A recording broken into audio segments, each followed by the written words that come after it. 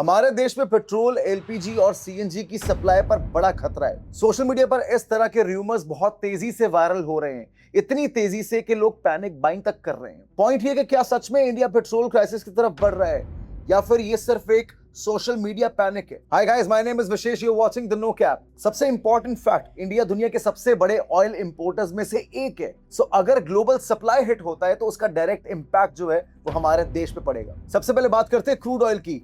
40 से 50 दिन तक मिलने वाला क्रूड ऑयल का सप्लाई हमारे पास है, यानी कि पेट्रोल डीजल अगले 1 महीने तक हमें आराम से मिलेगा। लेकिन अगर ये वॉर कुछ दिन और चला तो जाहिर सी बात है पेट्रोल डीजल के दाम हमारे देश में बढ़ सकते हैं। But point to be noted is कि एलपीजी सप्लाई का प्रेशर बहुत ज्यादा बढ़ गया है हमारे देश में। इतना बढ़ गया है कि दिल्ली जैसे कुछ शहरों में जो एलपीजी सिलेंडर्स हैं वो ऑलरेडी ब्लैक में मिल रहे हैं। रियलिटी एक्चुअली ये कि इंडिया की जो एलपीजी सप्लाई है वो मेजरली मिडिल ईस्ट से आती है, जो कि वॉर की वजह से सप्लाई टोटली बंद हो चुका है। अब रियलिटी ये है कि सिर्फ 20 से 25 दिन का स्टॉक है इंडिया के पास एलपीजी का। अब पॉइंट ये कि हमारी गवर्नमेंट इस पे क्या कर रही है। सबसे पहले हमारी सरकार ने एसेंशियल कमोडिटी एक्ट को इंप्लीमेंट किया, विच सिंपली मींस कि एलपीजी का सप्लाई पूरे देश में अब गवर्नमेंट खुद रेगुलेट करेगी। जिसका सिंपल सा मतलब ये है कि सबसे पहले एसेंशियल सर्विसेज यानी कि घरों को और हॉस्पिटल्स को एलपीजी प्रायोरिटी बेसिस पे सप्लाई की जाएगी। लेकिन दूसरी तरफ एलपीजी के कमर्शियल यूज पे काफी सारे रिस्ट्रिक्शंस आए हैं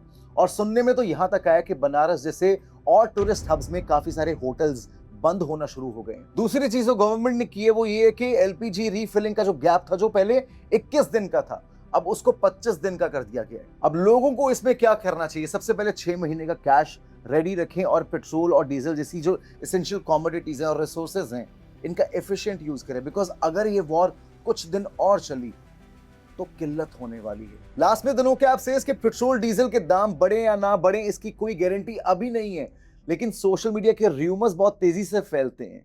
सो उन पे बिलीव करने से पहले, पैनिक बाइंग करने से पहले कुछ फैक्ट्स चेक करना बहुत इंपॉर्टेंट है।